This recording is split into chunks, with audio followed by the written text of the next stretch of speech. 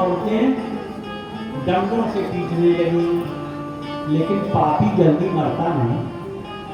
तब जब वो नहीं मर रहा है तो भागवत में लिखा है कि जलती हुई लकड़ियों से उसे मार मार करके जैसे तैसे उसका प्राणांत किया। अब आप स्वयं फैसला कर लीजिए कि जिसकी इतनी बढ़िया बात हो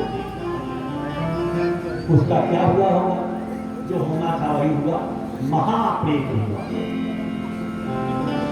इधर गोकर्ण जी ने कहा कि पिताजी गए, मां गई, अब हम ही बचे हैं, तो दुष्टों के साथ रहना भी ठीक नहीं है, इसलिए गोकर्ण की तीर्थ यात्रा में निकल गए। क्योंकि संगत से भले आदमी में भी दोष आ जाए। राजा शिकार करने के लिए गए, घनघोर जंगल में एक कुटिया थी, और जैसे ही राजा कुटिया के पास गया, एक तोता वहां बैठा था। तोते ने मनुष्य की वाणी में कहा, महाराज आइए, आपका स्वागत है, लेकिन उधर घड़े में जल रखा हुआ है, जल लीजिए, और बगल में एक बर्तन में गुड़ रखा हुआ है, गुड़ खाइए, जल पीजिए। अभी थोड़ी देर के बाद इस कुटिया के स्वामी महात्मा जी आएंगे तो आपका अच्छे से स्वागत करेंगे। राजा गदगद हो गया, इतना बढ़िया होता। थोड़ी देर के बाद उस कुटिया के मालिक जो तपस्वी थे आ गए, सत्संग हुआ, राजा विदा हुआ। राजा ने कहा, महाराज जी हम आपसे वरदान चाहते हैं, क्या यही तोता अपना दे दीजिए।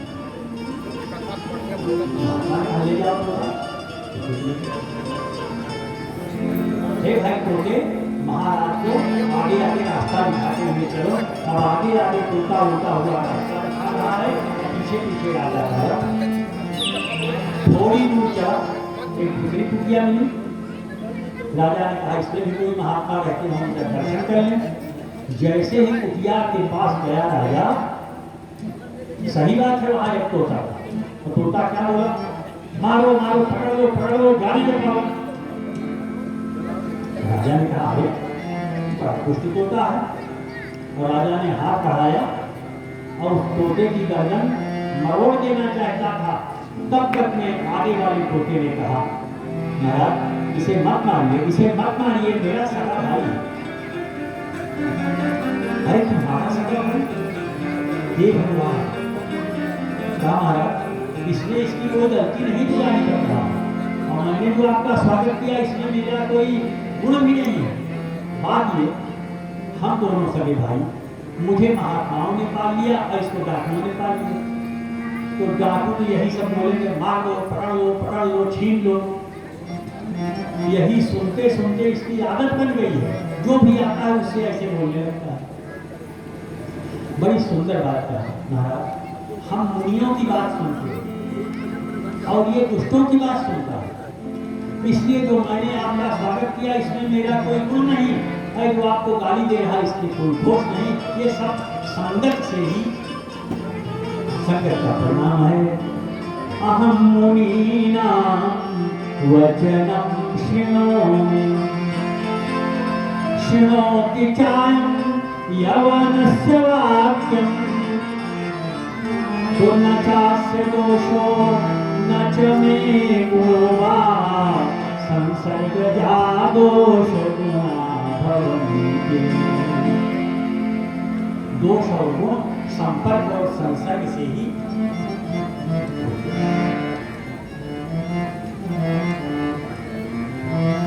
तो गोकर्ण ने सोचा इस दुष्ट के साथ रहना ठीक नहीं, निकल पड़े। साल 2 साल के बाद गोकर्ण जी की यात्रा से वापस आए। अब घर क्या तो खड़ा हो गया था, गाँव वालों ने कटहर दे दिया, उठा करके लेके हैं। आधी रात के समय गोकर्ण ने क्या देखा, विमान पर बैठे हुए देवताओं के राजा इंद्र चले आ रहे हैं, और जैसे मेरे तखत के पास पहुंचे विमान गाए, जलते हुए अग्नि देवता चले आ रहे हैं, और मेरे तखत के पास पहुंच करके गाए। फिर थोड़ी देर बाद क्या देखा, एक बहुत बड़ा भयानक भैंसा हल्ला करता हुआ आ रहा है, मेरे घर के पास आए।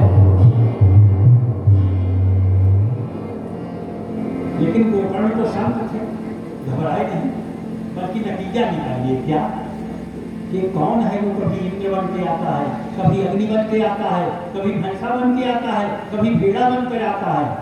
हयम दुर्गति कहा कोटि, अवश्य ही ये कोई दुर्गति को प्राप्त प्राणी है जो मेरी मदद करता है। गोकर्ण जी ने क्या किया, पंचपात्र में जल लिया और 12 मंत्र 10-20-25 बार जल को संचित किया। और इस बार जब भैंसा का रूप धारण करके आया तो तुरंत वही उसके ऊपर नतीजा कि उस भैंसे में बोलने की ताकत आ गई। हाथ जोड़ करके बोला, गोकर्ण जी ने कहा भैया तू कौन है? उसने अपना परिचय दिया, गोकर्ण भैया मैं तुम्हारा भाई धुंधकारी हूँ। अहम भ्राता तुल्योऽस्मि धुंधकारी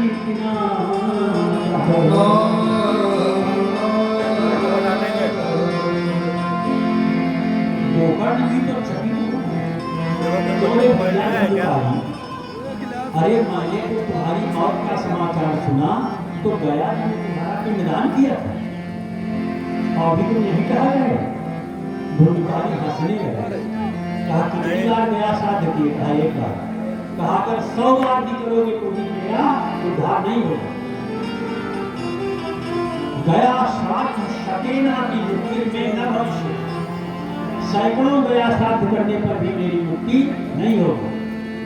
मेरी मुक्ति के लिए कोई दूसरा उपाय।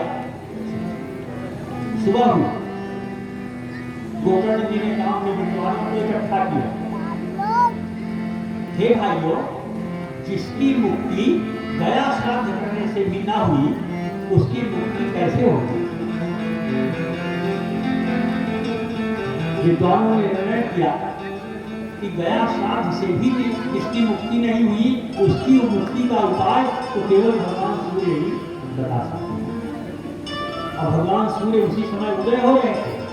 ये भारत की धरती है, यहाँ पैदा होने वाला एक विद्वान ब्राह्मण उसने सूर्य भगवान का स्तंभन कर दिया, रोक दिया।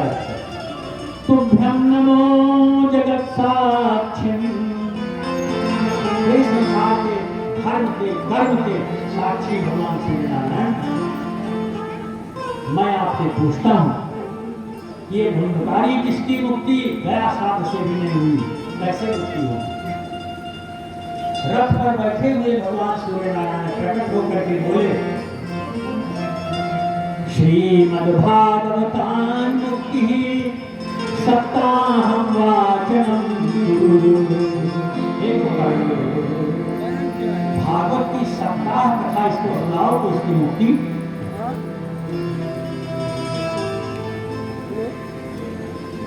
आषाढ़ का महीना था, अगले दिन जिस दिन की बात है उसके दूसरे दिन आषाढ़ का महीना शुक्ल पक्ष की नवमी, और उसी दिन गोकर्ण जी ने गांव के वृद्ध भक्त को प्रधान श्रोता बना करके भागवत जी की सप्ताह कथा प्रारंभ कर दिया।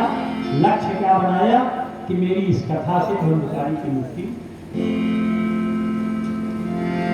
अब जैसे भी थोड़ी देर में आरती होगी तो पहले दिन जब आरती होने लगी तो बड़ी जोर से आवाज हुई, कैसी आवाज है? अरे उदास पड़ा हुआ था ना, उसी की एक गांठ टूट गई। लेकिन दूसरे दिन फिर दूसरी गांठ टूट गई और 7वें दिन उस बांस की अंतिम गांठ भी टूट गई और एक सुंदर विमान प्रकट हुआ। साक्षात भगवान नारायण का रूप धारण किए हुए श्यामला पीतवासा चतुर्भुजा भगवान श्रीमन नारायण जैसा धारण किए हुए विमान पर प्रकट हुआ और गोकर्ण जी को प्रणाम किया और प्रणाम करके बोला कि धन्य है भागवत की कथा जिसने मेरे जैसे महापुरुष का प्रचार। श्रीमद्भागवती वार्ता प्रेत पीड़ा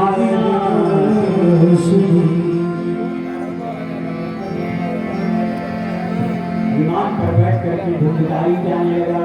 गोकर्ण जी ने रोक दिया, हे भगवान के नाम राखो, हमारे एक सवाल का जवाब देते। ये तो गली पर और कुर्सी पर हमारे श्रोता बैठे हुए हैं, कोई 5 विषय के आचार्य हैं, और कोई खट शास्त्री हैं, कोई कर्मकांडी हैं, कोई संगीतकार हैं, ऐसे बेचारे गली पर बैठे रहे और ये महापापी विमान पर बैठ करके ये बड़ी अंधेर करनी भाई। अंधेर नगरी आगे क्या है, चौकट राजा टका से भाजी टका से पूर्णात्मा बैठे रह गए और पापी जा रहा है। इसका क्या कहा? भगवान के दूतों ने कहा, गोकर्ण भैया सबके कथा को सबने सुना, लेकिन सबके सुनने का ढंग अलग है। कुछ लोगों ने कथा सुना, कहा पंडितवा कहावत कहने तो कथा नहीं सुनी, वो गीत सुनने लगे। कुछ विद्वान बैठे हुए थे, उन्होंने कहा 2 घंटे से पंडित बोल रहा है, 3 बार इसने व्याकरण की गलती है, तो कोई पंडित की गलती हो रहा है। लेकिन ये जो धुंधकारी विमान पर बैठ करके जा रहा है, हे गोकर्ण, आपके मुख से निकलने वाले एक एक अक्षर को अपने एक एक रोए से रो रहा। 7 दिन में भोजन किया, पानी पिया, तो जो परिणाम होना चाहिए वो हुआ। अब तो गांव वालों ने कहा, गोकर्ण भैया एक बार वो गलती हुई सो हुई, अब दोबारा सुनाएंगे, अब की बार हम भी वैसे ही सुनेंगे जैसे दूध कर दिया। बस गोकर्ण जी ने फिर भागवत सप्ताह कथा का आयोजन कर दिया और 7वें दिन जब कथा का समापन हुआ तो सूत जी कहते हैं कि अयोध्या वासना पूर्वम यथा रामेण संगता, जैसे श्री राम जी के परम धाम प्रस्थान के दौरान जो भी झींगुर, बिच्छू, सांप, गोगर जिसने राम जी के साथ सरयू जी में स्नान किया, वो सब साकेत धाम की ओर राम जी के साथ प्रस्थान करे। वैसे ही दूसरी बार जिसने भी गोकर्ण के मुख से श्रीमद् भागवत की कथा सुनी, सबके लिए अलग अलग विमान आए और सब भगवान के धाम की ओर प्रस्थान कर गए। बोलिए भक्तवत्सल भगवान की जय। सूत जी ने कहा, ऋषियों, ये हमने बहुत संक्षेप में आपको भागवत जी की थोड़ी महिमा और आपको सुनाया। भागवत को सुनने का तरीका, सबसे पहले कोई योग्य विद्वान और भगवान का भक्त वक्ता हुआ। भागवत जी के साथ कितना भी बड़ा विद्वान क्यों न हो, लेकिन अगर भगवान का भक्त नहीं है तो उसको वक्ता के रूप में आप मत लो। उनको कभी भी भूल करके आप भागवत की कथा सुनाने के लिए मत बुलाइए, जो अपने शरीर की सजावट पर बहुत ज्यादा ध्यान दें। पुरुष होते हुए भी जो औरत जैसा दिखने का प्रयास करें, उनको कहा जाता है स्त्रैण। स्त्रैणाः पाखंडवादिनः। ऐसे लोग भागवत की कथा कहने के अधिकारी भक्त और विद्वान दोनों हो, उसको बुलाइए कथा कहने के।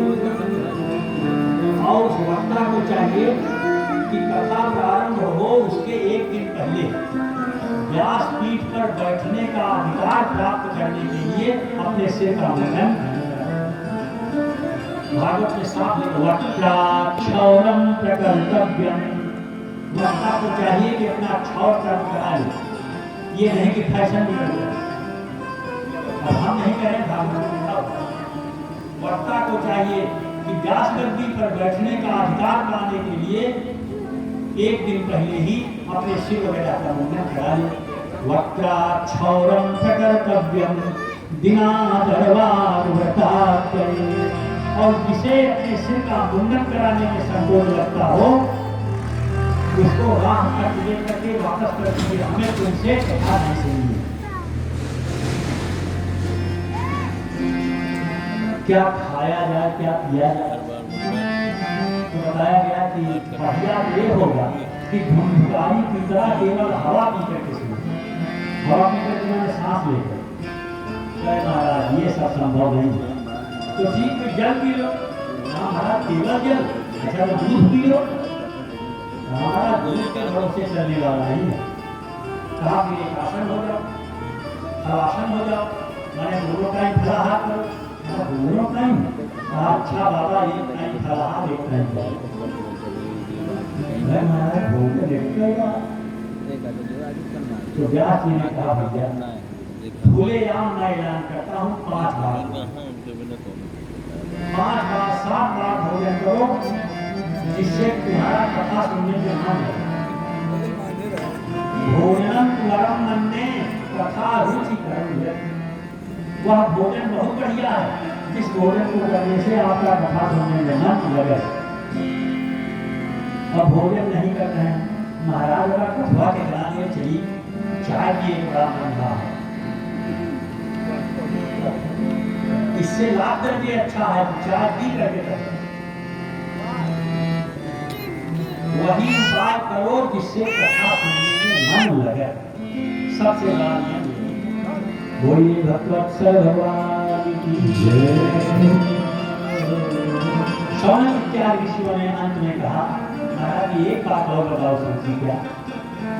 राजा परीक्षित को सुखदेव जी ने क्या कथा सुनाई, गोकर्ण में धुंधुकारी को निमित्त करके कथा कर सुनाई, और सरकार महात्माओं ने नारद जी को कथा का सूर्य जी बता रहे हैं। भगवान श्री कृष्ण जब परम धाम चले गए तो उसके 30 वर्ष के बाद भादों के महीने में शुक्ल पक्ष की नवमी से सुखदेव जी ने राजा परीक्षित को कथा सुनाया। उसके बाद कलयुग के 200 साल और बीत गए, तो आषाढ़ के महीने के शुक्ल पक्ष की नवमी को गोकर्ण जी ने धुंधुकारी की मुक्ति के लिए गांव में कथा। उसके बाद 30 वर्ष लगभग और बीत गए, तब कार्तिक के महीने में शुक्ल पक्ष की नवमी को संक्रांत महात्माओं ने नारद जी को कथा। अब जब भागवत जी की महिमा का समापन होने लगा तो कुछ लोग आसमान से उतरे, कोई तबला लिए हुए था, कोई मजीरा लिए हुए था, कोई बेंजो लिए हुए था। महाराज ये कौन लोग हैं, जरा सुनिए, लिस्ट बताई हुई है। आपने भक्तराज प्रहलाद का नाम सुना है कि नहीं? प्रहलाद जब भागवत की महात्म की कथा समाप्त हुई तो प्रहलाद जी झांझ लेकर के आए, भागवत की कथा के मंडप में झांझ बजा बजा करके नाचने लगे। सुनिए भागवत की कथा में कौन कौन नाचा, कौन कौन गाया। प्रहलाद स्थानधारी प्रहलाद गया चोद्धव प्राण सधारे, वीणाधारी सुरर्षि स्वकुशल गया राजकर्ता इंद्रो वादीन मृदंगम जय जय सुरा कीर्तने ते कुमारा, सत्यास्ते भाववत्ता सरसरचनया व्यासपुत्रो बभूव।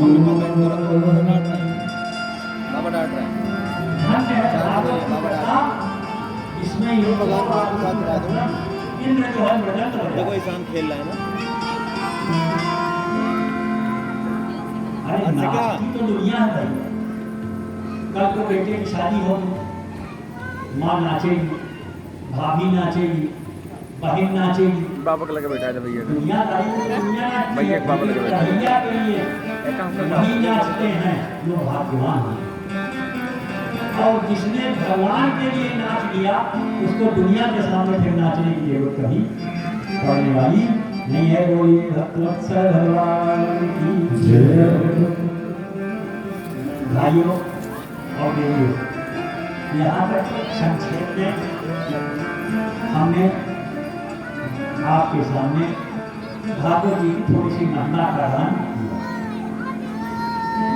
समय भी लगभग समाप्ति की ओर है, लेकिन भागवत की कथा प्रारंभ कर देता हूँ आर्य भगवान से।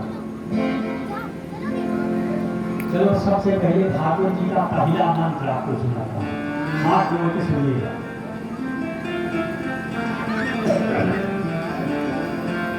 जन्माद्यस्य यतोन्मयादितरतश्चार्थेष्वभिज्ञानम् तेने ब्रह्महृदायादिकवये मुह्यन्ति यस्सूरयाः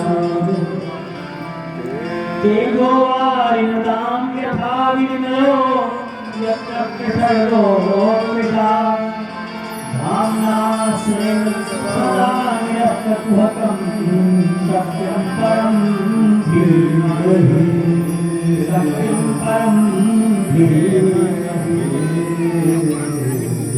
ये भागवत गीता पहला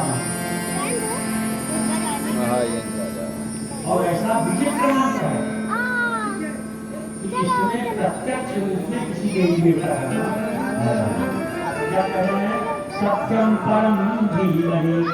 इसका हिंदी में क्या होगा कि हम सब लोग वक्ता, श्रोता, प्रबंधकर्ता, संगीतकार, कर्मकांडी, हम सब लोग मिलकर के उस परम सत्य का ध्यान करके राम जी का ध्यान करते हैं, कृष्ण जी का ध्यान करते हैं, किसका ध्यान करते हैं, परम सत्य का ध्यान।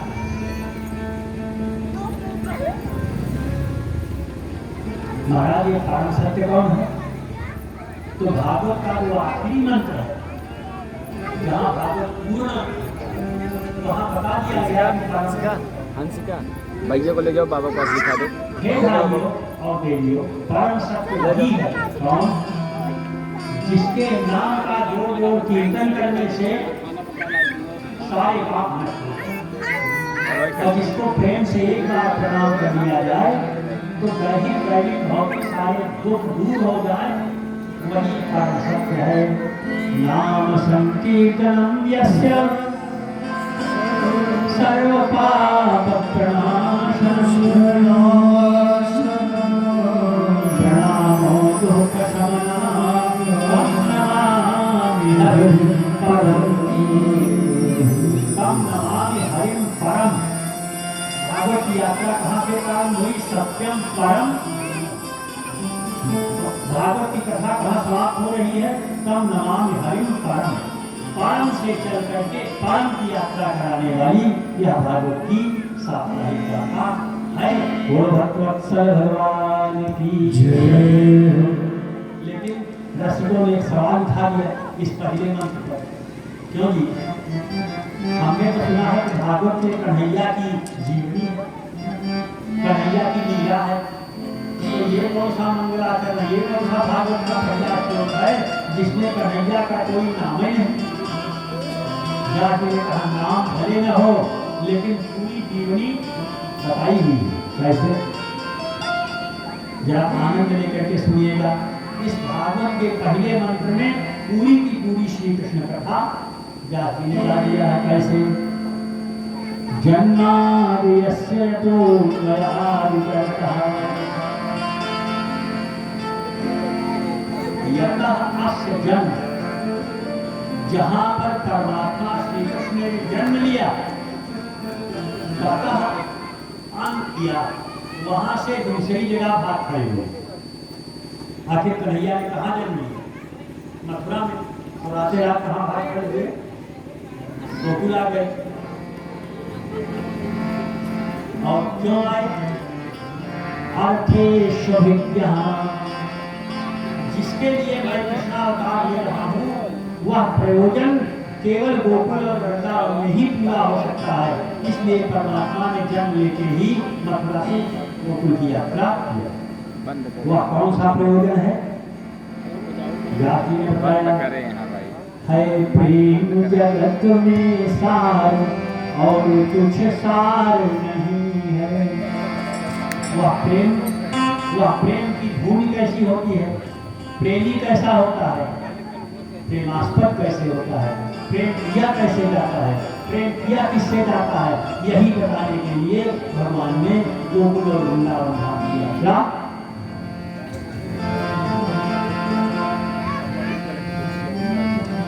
आगे तो बड़ी विलक्षण बात लिखी हुई है।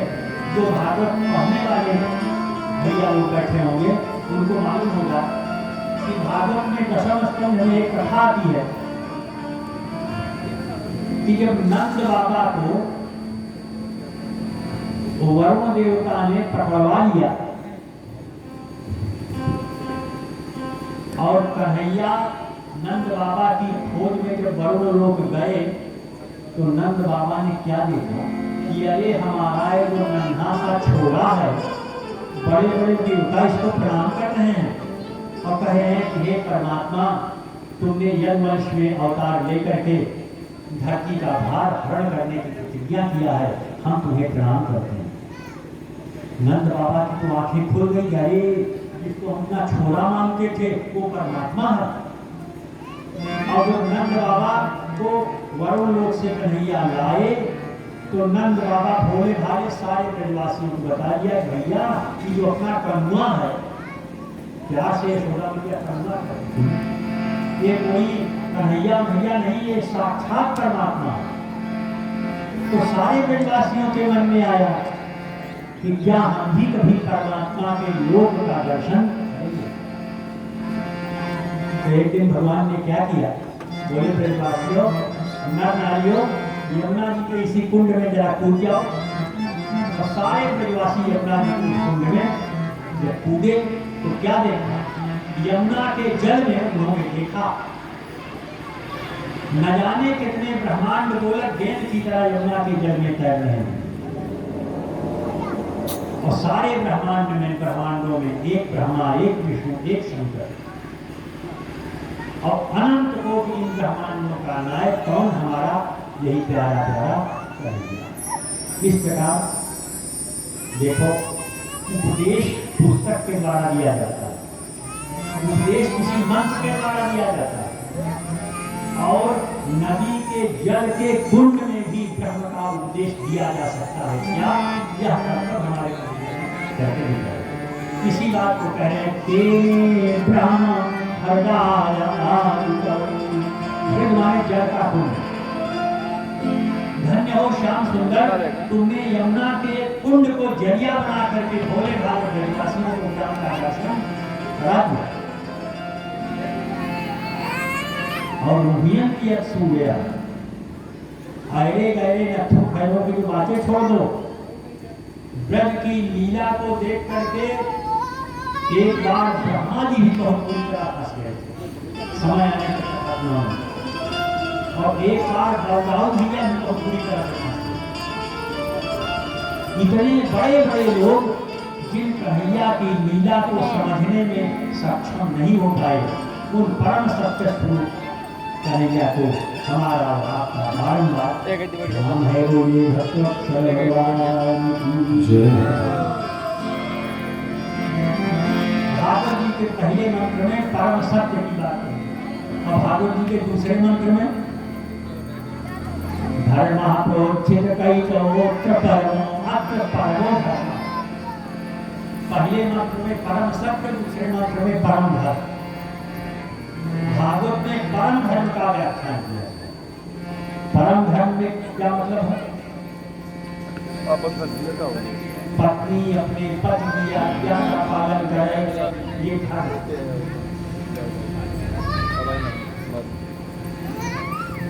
पत्नी अपने पति की आज्ञा का उल्लंघन करे, ये अधर्म। पत्नी अपने पति और परिवार वालों की इच्छा के विपरीत गांव-गांव घूमे, ये अधर्म है। लेकिन मीरा ने तो यही अधर्म किया। उसने ऐलान कर दिया कि भले ही मेरा विवाह इनके साथ हो, लेकिन मेरे तो गिरधर गोपाल तुलसरों में कोई है, जाके सिर मोर मुकुट मेरो पति सोई। संतन लोक लाभ तो आपको पिता दौड़ो नहीं। पद का त्याग कर दिया गया, तो अधर्म किया बैठ गया। जाओ बैठ जाओ जाओ। यही बात भागवत का समझाना चाहते हैं। पति की आज्ञा में, पिता की आज्ञा में रहना ये धर्म है, और परमेश्वर की आज्ञा में रहना धर्म है। पिता की आज्ञा का पालन करना एक धर्म है, और परम पिता की आज्ञा का पालन करना एक धर्म है। और भागवत में इसे परम धर्म का व्याख्यान किया है। भरत जी का नाम आपने सुना है रामायण में था। पिता का स्वर्गवास हुआ, वशिष्ठ जी ने बुलाया। भरत जी के कुल कोई मामूली नहीं थे, साक्षात और वशिष्ठ जी जैसे गुरु कह रहे हैं कि भरत तुम्हारे लिए तुम्हारे पिता की और मेरी आज्ञा है, पृथ्वी पर बैठो। ये गुरु की आज्ञा है, पिता की आज्ञा है। भरत गद्दी पर बैठे, भरत की आज्ञा पर बैठे क्या नहीं बैठे, तो गुरु की आज्ञा का उल्लंघन किया नहीं। लेकिन गुरु की आज्ञा का उल्लंघन बड़ा पाप है। भरत जी ने गुरु की आज्ञा का उल्लंघन कर दिया, लेकिन जगत गुरु श्री रामचंद्र का पालन किया। ये परम धर्म है। भरत जी ने धर्म का पालन नहीं किया, परम धर्म का पालन। और उन्हें गुरु महाराज को सर्टिफिकेट देना पड़ा। क्या ये प्राइवेट है, तुम जो समझोगे, तुम जो कुछ कहोगे और जो तुम करोगे, यह धर्म नहीं, धर्म का साथ है। समझब कहब करब तुम जोड़ी, समझब कहब तुम जोड़ी, समझब कहब करब तुम जोड़ी, समझब कहब तुम जोड़ी, धर्म सार जग होई जोड़ी, धर्म सार जग होई।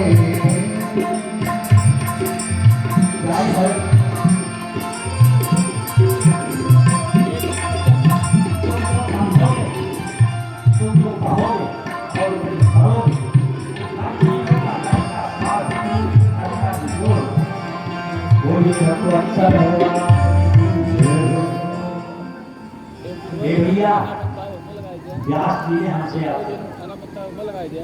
हम तुम सब लोगों के लिए बहुत बढ़िया फल है। महाराज किस पेड़ से बोला? कहा दुनिया का तीनों लोगों का जो सबसे ऊंचा और सबसे महान पेड़ है, उसी पेड़ से ये फल आदमी को दे रहा है। और उस पेड़ की जो सबसे